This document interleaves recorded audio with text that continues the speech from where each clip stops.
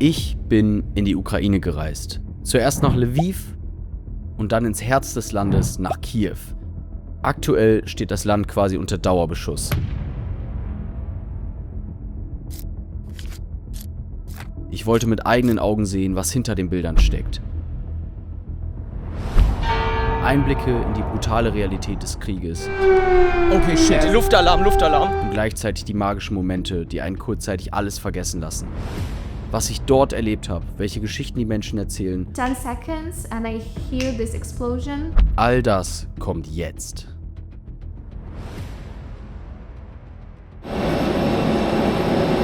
Auf geht's nach Warschau.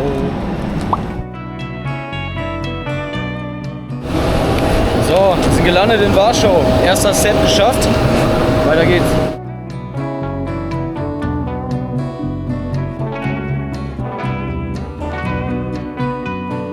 Wir haben jetzt noch ein bisschen Umstiegszeit, weil die scheiß Sitze nicht verfügbar sind. Ultra Abfuck, jetzt komme ich wahrscheinlich erst so 6 Stunden später an. Ich hoffe, dass ich heute überhaupt ankomme. Aber ja, dann steppe ich jetzt noch ein bisschen durch Warschau. Angekommen in Warschau wurde ich direkt mit ukrainischer Musik begrüßt.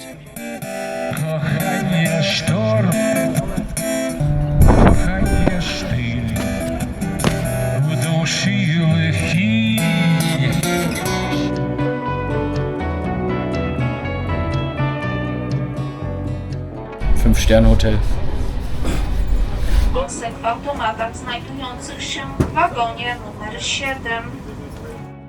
Ich bin mit vielen Fragen in diese Reise reingegangen, in der Hoffnung, vor Ort Antworten zu finden. So, ich bin jetzt in Rzeszów Glony. 100% falsch ausgesprochen. Eine Zugfahrt. Dann muss ich wahrscheinlich nochmal mit dem Bus oder Taxi fahren und dann bin ich an der Grenze. Boah, was eine Journey. Ich musste wirklich wie der letzte Spasti die ganze Zeit auf dem Boden sitzen. Das war so Krebs, ne? Nicht mehr lange, dann wird es zumindest schon mal ein bisschen entspannter und dann kommt das Ziel auch immer näher. Deswegen, jetzt warte ich hier noch. Ich bin so ein fucking Idiot. Ich bin doch in Lankhut und nicht in Rzeszów Glony.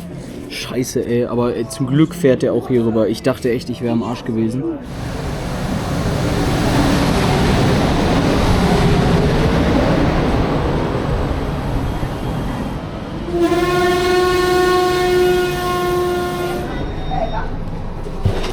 You need help with the bag? No, thank you very much. Okay. This is yours? Tak. Okay. So, wir sind jetzt in Przemysl Główny.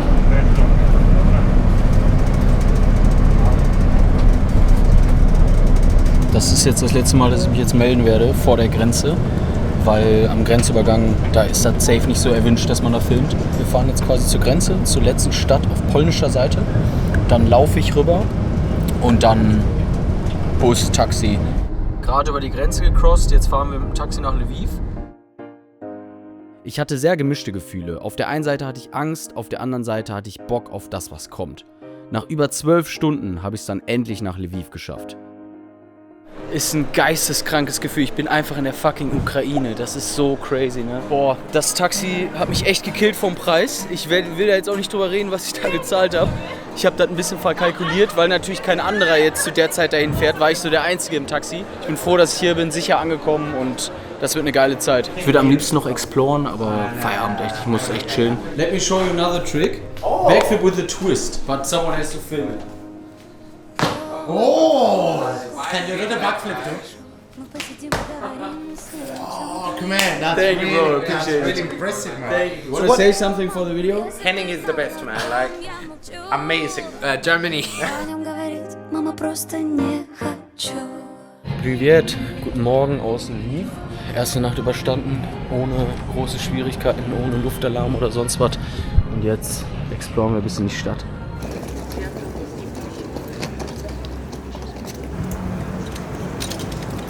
Direkt vor meinem Hostel war ein kleiner Wochenmarkt, wo Honig, Käse und andere Lebensmittel verkauft wurden.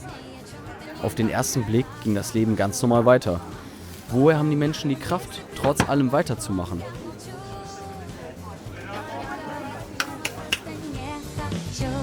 Люди хранят тайны, это не случайно.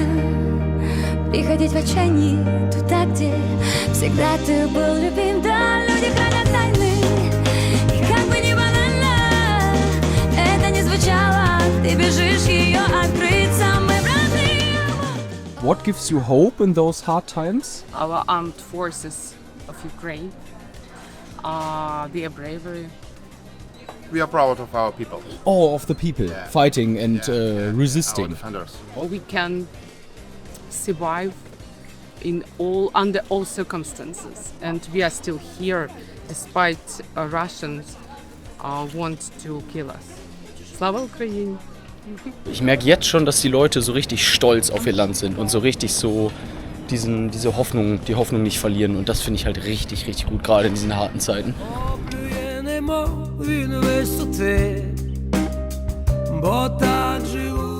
Es war schön zu sehen, dass die Menschen nach mehreren Jahren Krieg trotzdem so positiv sind. Nach weiteren 10 Minuten Laufen habe ich einen weiteren Markt gefunden, diesmal einen improvisierten Flohmarkt, wo alte Menschen ihre Sachen verkauft haben. Auch hier wirkte alles wie ein ganz normaler Alltag.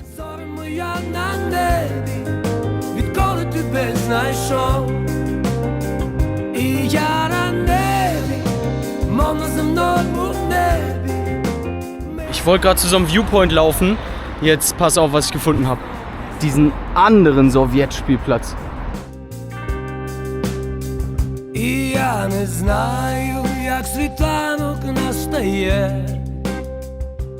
Bisschen steppen muss ich noch und dann muss ich auch mal was essen. Ich habe seit gestern 2 Bananen gegessen und ich habe echt Hunger, ne? Deswegen schauen wir mal. Ja, okay, scheiße. Der Viewpoint ist zu. Ich habe gerade auch eben so einen Soldaten gefragt. Ist wohl wirklich dicht, eben wegen Bombenalarm. Falls halt von oben was runterkommt, bist du da natürlich komplett gefickt. Du kannst ja gar keinen Schutz suchen. Scheiße, ey. Ich wäre da jetzt gern hochgegangen und hätte mir die Stadt einmal von oben angeguckt, aber ey, dann ist es so. Na guck mal, das ist doch wenigstens mal ein Mini-Viewpoint. Ja, da sieht man auch ein bisschen die Stadt. Das ist okay, kann man mitnehmen. Andere Optionen habe ich eh nicht, von daher nehme ich.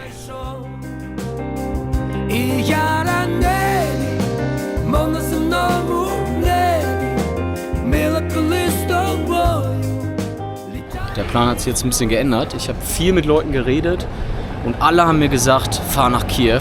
Das soll so geil sein und auch sicher halbwegs. Deswegen haben wir es jetzt gemacht. Lviv nach Kiew, über Nacht mit dem Bus hin und dann nachmittags zurück. Das heißt, ich habe dann einen Tag in Kiew. Das ist schon ein krasser Step. Also ich sehe das auch so ein bisschen mit gemischten Gefühlen. Ich mache mal eben einen D-Filter drauf. Ich sehe das gemischt, aber ich habe da auf jeden Fall richtig Bock drauf. Endstufe Grenzerfahrung.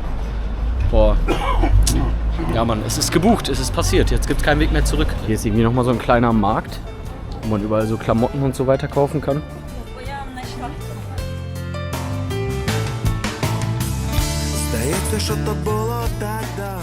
Ja, das war's auch schon. Viel mehr gibt's hier nicht. Das ist ja mal eine geile Kirche.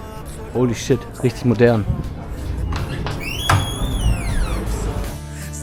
Не купити тільки час, він всіх нас методично поділив, когось він опустив.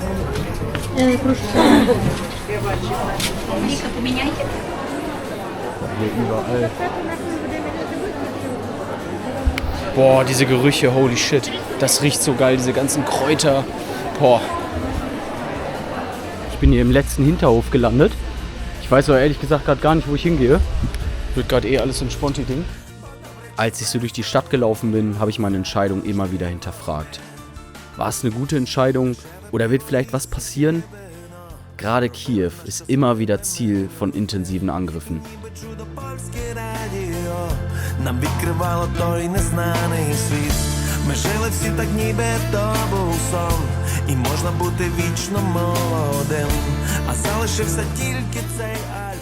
Ich weiß nicht, was das für ein Platz ist. Ich habe auch gerade kein Internet, um nachzugucken, aber diesen Platz kennt man auf jeden Fall. Wenn man Lviv googelt, kommt immer das, auch mit der Statue da oben. Schon mehr Polizei und Militärpräsenz, das schon. Aber ich meine, man muss sich das mal angucken. Das könnte auch jetzt in jedem anderen Land sein, so rein vom Vibe her. Und das Leben geht weiter, ganz normal wie sonst auch. Das ist echt schön zu sehen, so. Dass die Leute sich da auch nicht so unterkriegen lassen, sondern weiterkämpfen, sag ich mal. Der Manni hat mich zum Schachspielen eingeladen. Okay, let's go. I start, right?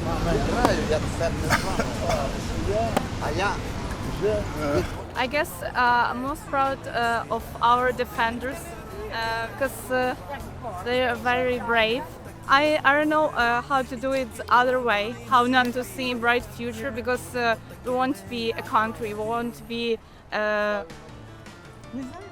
free. We are not the part of Russia, and we never were the part of Russia, and we are not related. We are totally different countries, mentality like total opposite.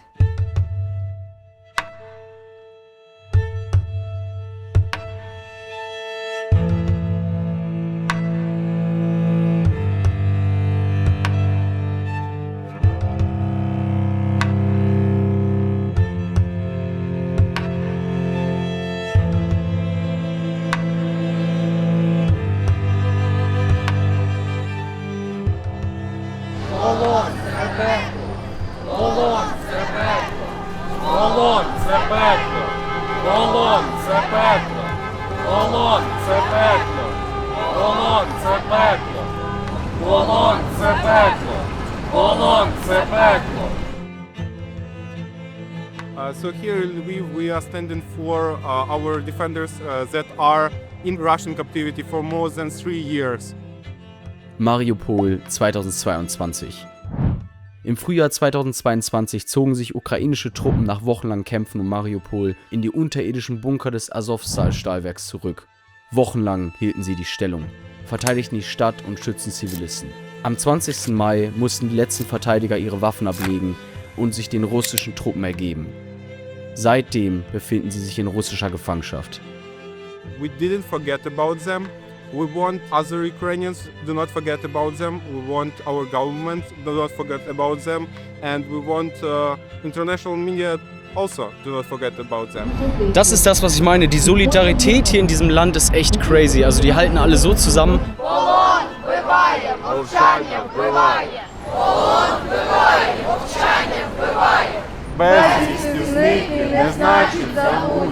Ich hatte noch nie so Gänsehaut, ne? Es ist crazy, wirklich.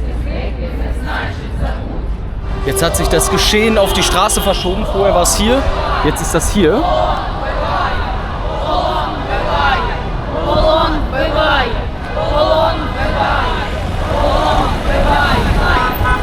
eben schnell rüber.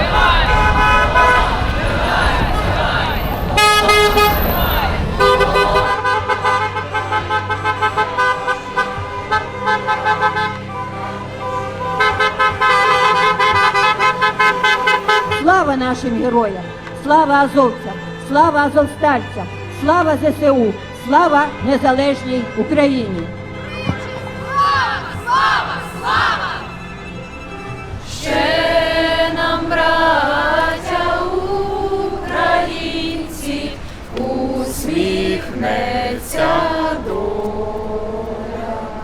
Душу й тіло ми положимо за нашу свободу і покажем, що ми браття козацького роду. Героям слава! Радіш моя, Галю, дай Бог їм напися.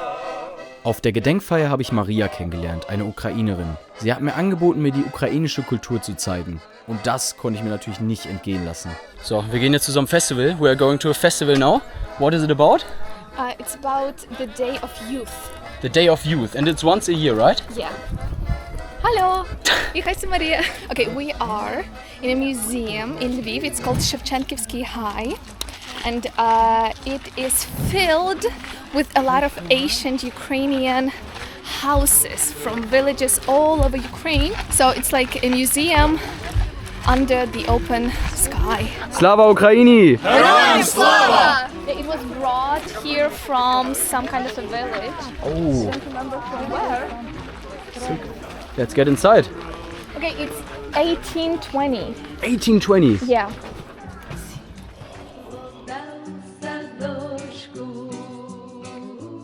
This is made out of hay? Hay. So wood and then hay on top? Yeah. Okay, okay. So it was a coverage Yeah.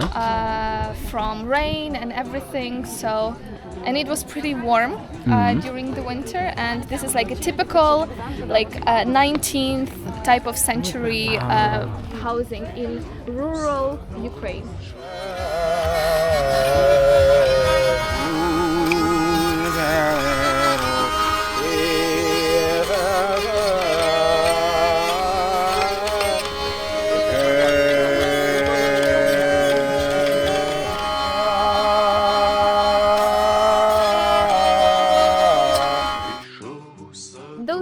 details. Actually, you can make any shape or form of those figurines. They are made of really strong hay, and this is one of traditional Ukrainian hand-making, crafting. Hay has a great symbol in Ukrainian culture, so it's like rooftops, right? And also some artsy figurines.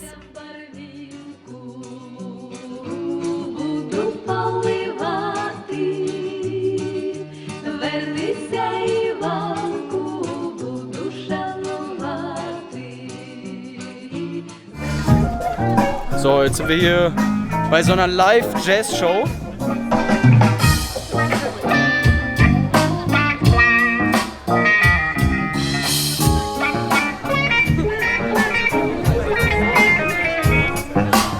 My outfit contains a really symbolic piece. It's actually this embroidery shirt.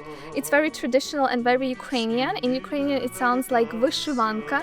It actually comes from the word itself, to embroider. It's also one of the most traditional hobbies, arts, crafts that women were doing all the time and still do that. How safe do you feel in Lviv at the moment? And how often are there threats, actual threats? You see, it's not safe anywhere in Ukraine.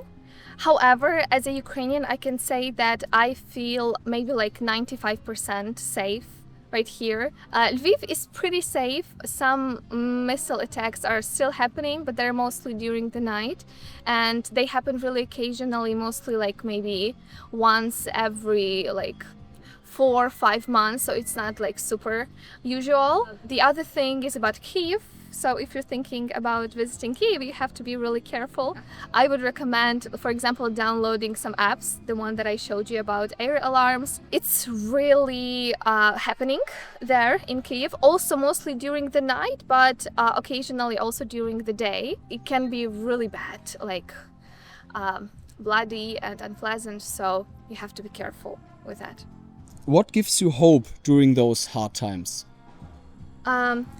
People, I would say. I am visiting the hospital with injured soldiers, military men who have lost their limbs, arms, legs, or they're suffering a lot, but they are the most hopeful people that I have met, you know, even though they are going through a lot. So I would say people, men, women from military, I would say they give me a lot of hope because I see how strong they are and that I am safe here because of them.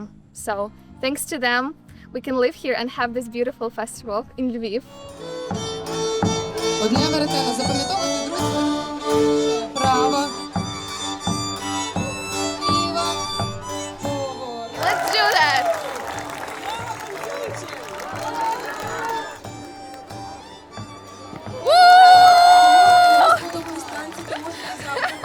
I got it! Perfect. Perfect.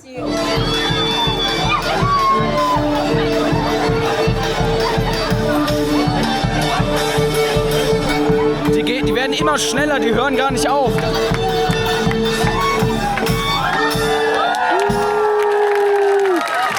Alter, wir haben jetzt über eine Stunde getanzt. Ich kann nicht mehr, es ist so unfassbar exhausting. Boah, wirklich. Das ist anstrengender als Tricking, ohne Scheiß.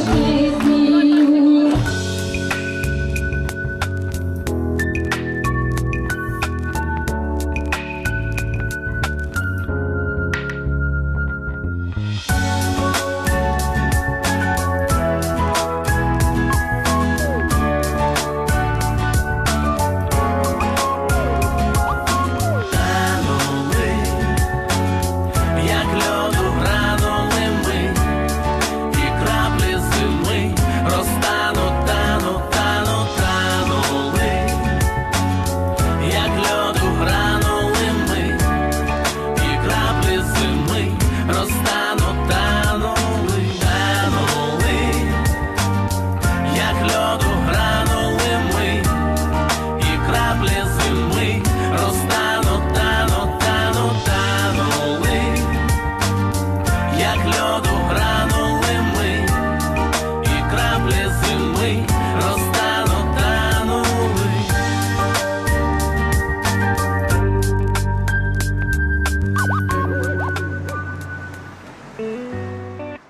habe wirklich einen intensiven Eindruck in die ukrainische Kultur bekommen. Die Tänze, die Musik, einfach der ganze Vibe an dem Abend. Ein krasser Zufall, dass genau an dem Tag dieses Riesenevent war. Gleichzeitig habe ich viel über die Gedenkfeier und Marias Worte über Kiew nachgedacht. Der Krieg war jetzt in meinem Kopf sehr präsent und die Risiken wurden mir immer bewusster.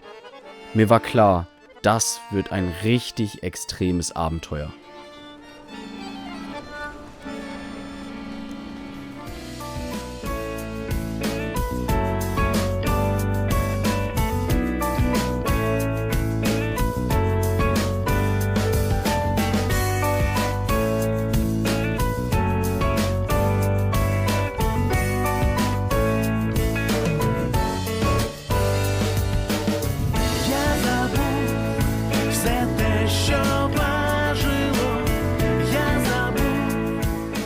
So, wir sind jetzt hier nochmal auf so einem anderen Dancefest. So wie gestern quasi, nur in einem kleineren Rahmen. Ey, allein gestern hat das so Bock gemacht.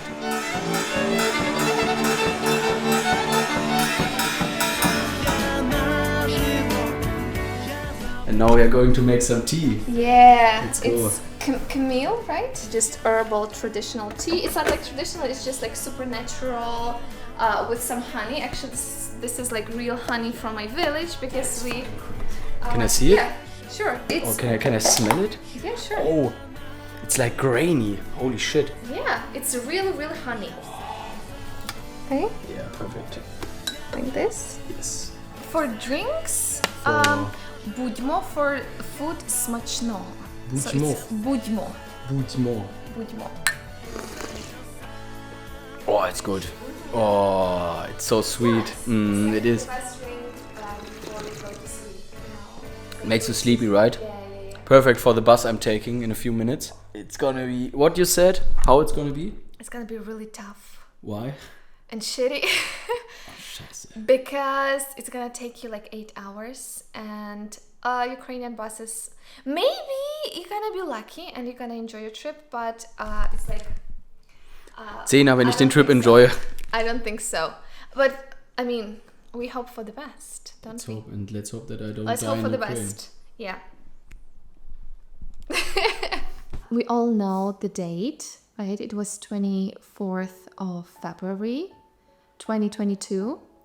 I was actually in Lviv back then, and it started early in the morning with a few explosions. It was around 5 or maybe 4 in the morning.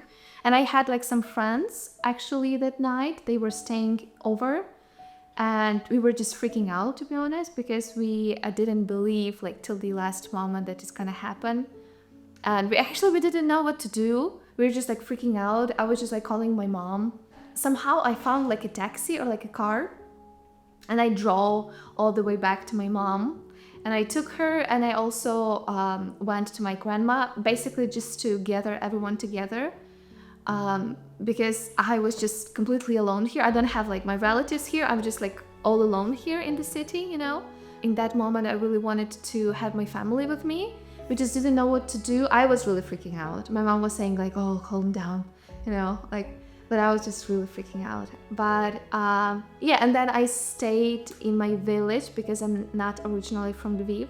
I stayed in my village for like 2 months and it was really depressive and we just didn't know what to do. We're just figuring out what was going to happen because our government was saying like, oh, 2-3 weeks and it's gonna end. And we were really hoping, really holding on to those 2-3 weeks. But it was not true. It was just a lie to keep all of us like, you know, like under control in some way. And yeah, it was terrible. It was terrible, actually. As I told you, actually, my ex-husband, he was a military guy. Of course, he was actually in those areas. It's in Sumy region. And they were actively getting bombed all the time. And I was visiting him a few times back then, and I would say that yeah, it was like maybe one of the closest and the scariest experiences because I was all alone in like a strange town, like alone in a building, in a room, you know, because here in Lviv, like I know how to navigate where to go. back then I was like completely alone because he had to go and he left me there for like a few hours, and he was like texting me, oh, like, Maria, like you have to like go to a safe place. But I had no idea like where to go, what to do, what to take with me. Like I was just completely lost, and it took like 10 seconds and I hear this explosion. It was so freaking loud, like the whole building was like shaking. It was really scary because I was just alone, and it was like completely strange place to me. So that's why I think that would be like the scariest moment, to be honest. Not even right here, but it was back then. So it was really close, and it was really scary. Yeah. Was there any moment where you thought, I'm gonna die today? Yeah. Not today, but tonight, because the nights are the toughest ones, you know? It's like always the scariest during the night, and they actually target at cities. I mean, also Lviv during the night. About a month ago, when we had these huge explosions in Lviv, like a lot of them, and there were a lot of like missiles going to, and I could like literally hear them. Like it's like zzz, like this sound, like because this is the 3rd floor, right? And my window was open, and I could literally hear like I don't know, like 5 of them, like zzz, like different missiles like flying. And I was just really freaking out because I saw the notification like something is like flying to Lviv, getting to Lviv, and I just fell asleep because it was in the middle of the night. And then I woke up to the sound of those like missiles over my building, and I was like, if I don't like go down, I think I'm gonna die tonight. So it was really scary. And like the sound, because it's always changing its direction, so it's like getting close to you, and you think, oh my gosh, it's gonna hit my building, but then it changes its direction, and the sound is like lessens, right? And yeah, and they're like, phew, not me tonight, thank God. You know, it's like only this thought, like, is it gonna be me or not me? Oh, it's not me. Okay, thank you. Like, thank you, my God. And yeah, it was kind of scary. Yeah. Crazy. That's horrible. No one should live through that, right? Yeah, I mean, yeah. All of this doesn't matter if the Ukrainian culture doesn't survive in all of this, you know? It's like, even me, I mean, even something materialistic, it just doesn't matter, like my house or something like that, like in the end, right? After all. So it just keeps me going because I know what we are fighting for, what we are defending, not even fighting for, but we are defending, you know? I don't keep telling lies to myself, you know? It's like, the truth is that it's hard, and I accept that, and I just do what I think is the best for the country, for the people. It's not even for me, you know, it's just like for the end game, you know, like Ukrainian culture, Ukraine. You don't have to answer if you don't want to, but what is the most fucked up thing the Russians did? Mariupol, right? It was occupied. Actually, a lot of people know this city because of the Azovstal, right? And there was this theater. And a lot of people were hiding there because it had huge basement underneath. And they actually drew a sign, Dite, it's like children, and they actually like wrote it down on on the street next to this building, so they could see that from above that children are there. And I still bombed this place. And I still cannot comprehend. Like, it got completely destroyed. And yeah, it really hurts me a lot. You know, it's like they knew that, and they did that on purpose. Like, everything that they do that on purpose. Even if you say like, oh, kids are here, or we are just evacuating, whatever, they just don't care, you know. And it was actually during the first year of the war. And now we just got used to all of these fucked up things. But yeah, it was just really awful. Yeah. Slava Ukraini! Heroyam Slava! Yes, of course. Thank you so much. Yeah, sure. So, jetzt wird's ernst, Freunde. Jetzt wird's richtig ernst. Und zwar werde ich jetzt nach Kiew fahren, in die Hauptstadt der Ukraine. Da ist Kiew, wo mein Daumen gerade ist, und hier oben wird alles bombardiert. Also es ist schon nicht ungefährlich. Also wenn es eine Grenzerfahrung in meinem Leben irgendwann mal kommen wird oder war, dann ist es das auf jeden Fall. Das wird echt crazy. Oh, 8 Stunden Bus fahren. Let's go. So, es ist komplett dunkel, man wird nichts erkennen. Aber ich fahre jetzt nach Kiew. Wir haben ungefähr so 1 Uhr und ich bin dann wahrscheinlich so gegen 8 Uhr da. Ich werde jetzt auch nichts mehr filmen, weil ich will den Leuten jetzt ja auch nicht auf den Sack gehen, wenn die schlafen und so weiter. Die Geschichten von Maria haben sich echt eingebrannt. Ich war wirklich sehr nervös und habe die ganze Zeit die Luftalarm-Website gecheckt und an der Ostfront immer wieder Angriffe mit Bomben gesehen. Ich wusste, jetzt wird es ernst. Буде пити, не п'яніти від дешевого вина. Я співатиму для неї, аж бринітиме кришталь. Та хіба зуміє голос подолати цю печаль? So, nach 8 Stunden langer Busfahrt sind wir endlich angekommen. Hier in Kiew. War eine lange Fahrt, das war echt fucking anstrengend. Holy shit.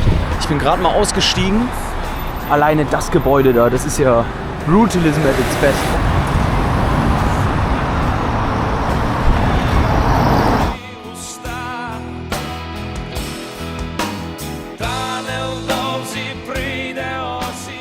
Bis jetzt wirkt die Stadt echt depressed.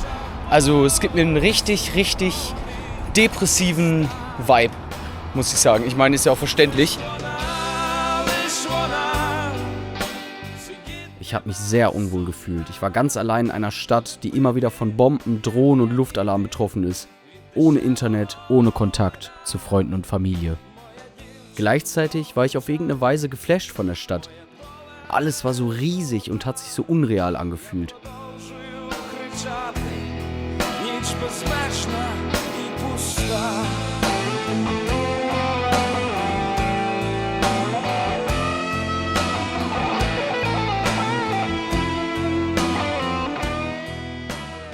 So, ich bin jetzt ein Stück weiter gelaufen. Ich habe was so Geisteskrankes jetzt gefunden. Holy shit. Ich bin ja auf so einem Square. Da hinten ist so eine Kirche nochmal, ähnlich wie vorhin. Und hier sind so ausgebrannte Panzer und sowas. Ich könnte mir vorstellen, dass das von den Russen ist.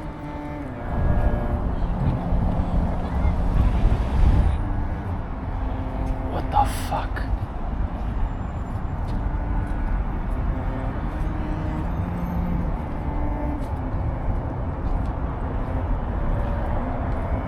Einfach ein Panzer.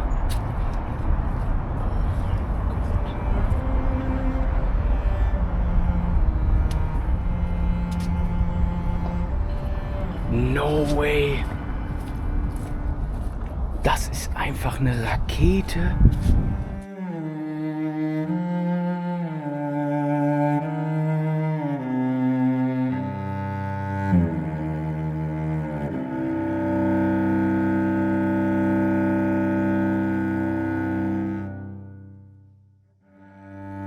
Das sind alles Panzer von den Russen. Was ist das bitte für ein Teil? Holy shit.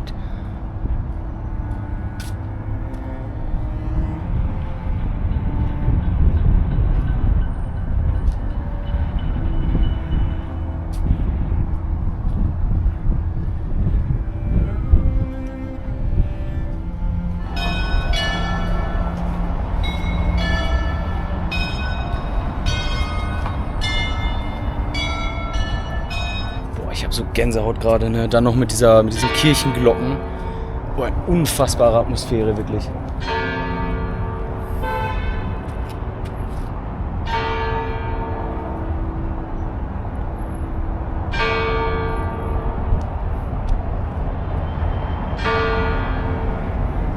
Boah, ist das krass.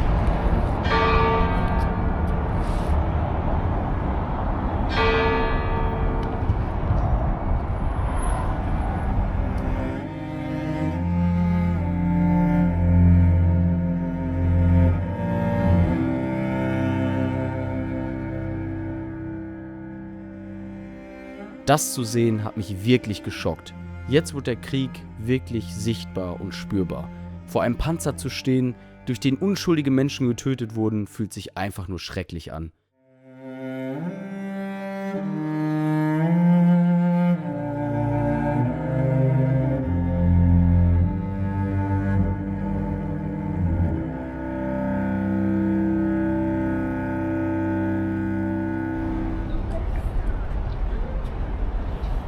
Hier auch alle Soldaten, die gestorben sind. Alle im Krieg gestorben. So, ich bin jetzt fast beim Hostel von einem Kollegen. Das heißt, ich werde ihn jetzt jeden Moment abholen. Das ist echt hügelig hier tatsächlich. Also ist echt ein ordentlicher Abstieg. Schon krass. San Francisco des Ostens gefühlt. How's your stay? Pretty good, pretty Yeah? good. Yeah. Good You had place. some alarms already? All good. Already in love with Kiev, man. Oh, It's a good perfect, city. bro, perfect. Also, das hier ist alles heile. Und das wurde wahrscheinlich weggebombt. This was probably bombed, right? Yeah, most likely. Mhm. Boah, ist das scheiße. It must be really, because you can see like in behind everything that's been. Oh, yeah. And you see like the burnt areas, you know? Yeah, exactly. Boah. One hike a day keeps the doctor away. Exactly. Oh, man. Such a nice viewpoint. Ich war wirklich froh, jetzt jemanden an meiner Seite zu haben, mit dem ich zusammen die Stadt exploren konnte. Die Stimmung wurde automatisch fröhlicher und man konnte die Eindrücke direkt teilen.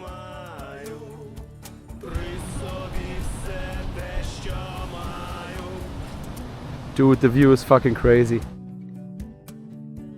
So, die haben hier so Sandsäcke vorgestellt, wahrscheinlich auch wegen des Krieges, damit da jetzt nichts reinfliegt oder so irgendwelche Trümmerteile. Just people chilling there. So Soviet. It is. This is like proper Soviet views, I think. Mm. It's just crazy. The church and then all the buildings.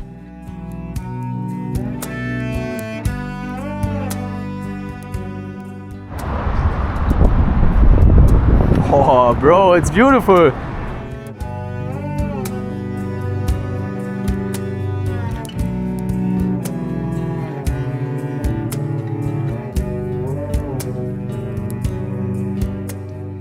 Das hier ist tatsächlich der Dnipro River. Das ist so der Fluss, der quasi einmal mittig die Ukraine crossed, wenn man so will. Dude, it's huge. Частинах, чим пишатись, друже, я жбурляю камінцями. Fuck off. That's the... It's the pressure of the camera. Again.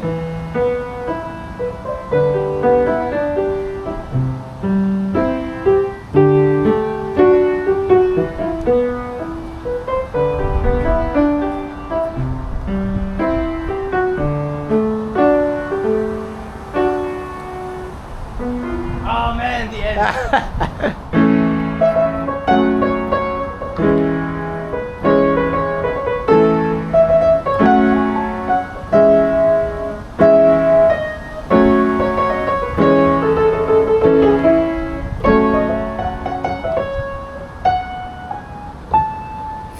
Solid. I like the architecture, like The details, small bro. dragons, yeah. Like they puke water or something. Let's search for some money in there. I need cash for driving back home. Yes. No dogs, we have to go out. No, just kidding. We're in the highest point as well. Yeah. Should we go here maybe? Yeah, Man, even that is so impressive. Alles hier sieht einfach so geil aus.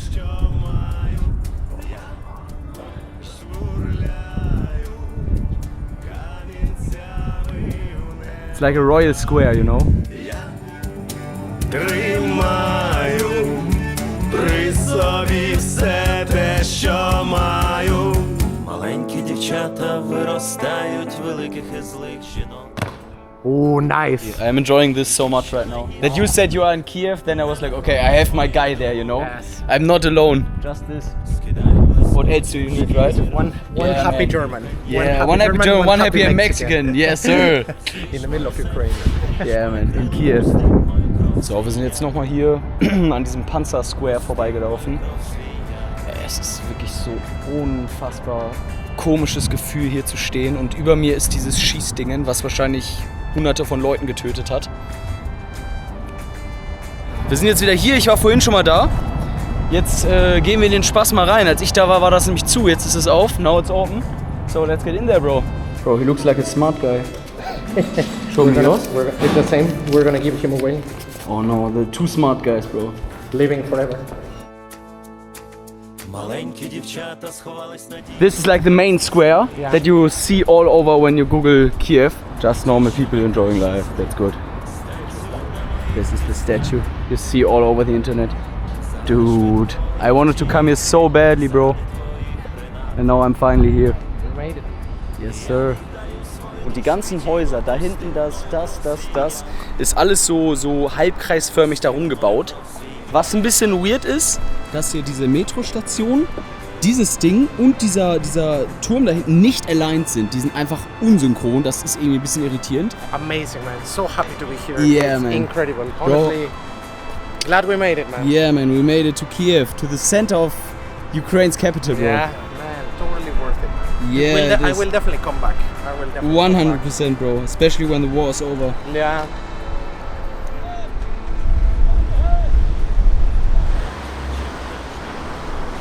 Hier direkt neben dem Hauptplatz ist nochmal so eine Fläche mit so Flaggen ausgebreitet und jede Flagge steht für einen toten Soldaten, der seit Kriegsbeginn gestorben ist, und das sind so unfassbar viele, wenn man sich das mal anguckt. Also das ist hier vorne, da sind schon Tausende auf einem Fleck und das geht nach hinten noch weiter. Das ist wirklich einfach nur schrecklich, ne?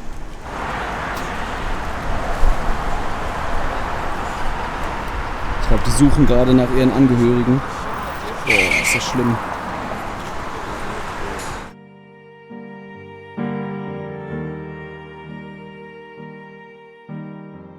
Dann haben wir Oleg kennengelernt, einen Ukrainer, der uns etwas über die Grabstätte erzählen konnte. So, hier geht's sogar rein. Das schauen wir uns jetzt mal an. Also man sieht ja hier tausende Flaggen. Jede Flagge steht für einen toten Soldaten. Und hier sind wirklich, ich will nicht lügen, bestimmt 20 bis 100.000. Ich kann es schlecht einschätzen. This is a German one who died, right? Yes. Stefan. Йода. Маркус Роник. Markus, Вот okay. фото его. Ah, okay. Oh. Mhm. Ruhe in Frieden. Rest in peace. Oh, they also have a Mexican one. Mhm. UK. Canada. Really, really sad. United Kingdom.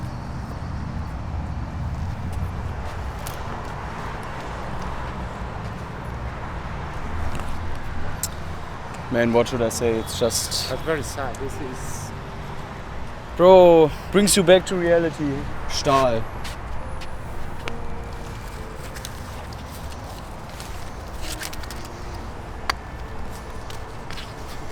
Stahl aka Yeti. It's very recent. July.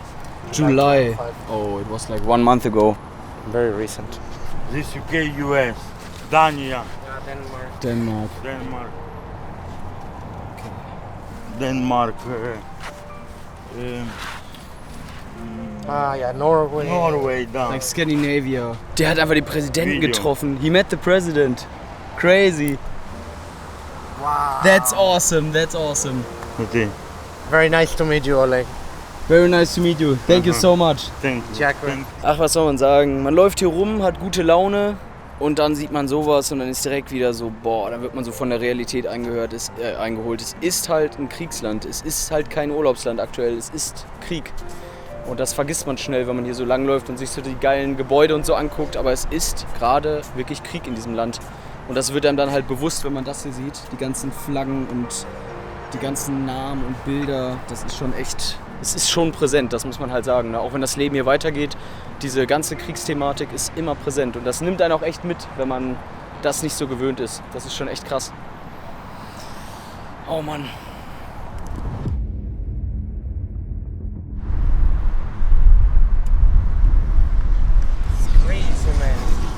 Bro, what a trip, man. What a It's trip. Really Glad crazy. we made it together. Yeah, man. Yeah, man.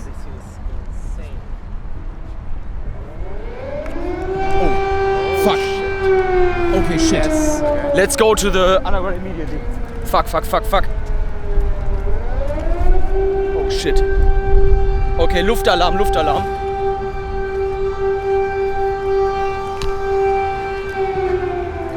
Dude, come. Let's go fast.